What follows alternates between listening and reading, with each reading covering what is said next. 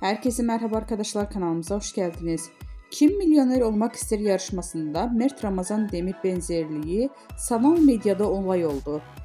Kim Milyoner Olmak İster son bölümünde sorular değil bir yarışmacının ünlü oyuncu Mert Ramazan Demir'e çarpıcı benzerliği geceye damga vurdu.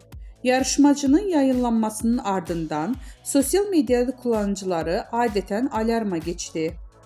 Yeni bölümleriyle ekrana gelen yarışmalardan büyük ödül için verdiğim mücadeleler her zamanki gibi heyecan yarattı.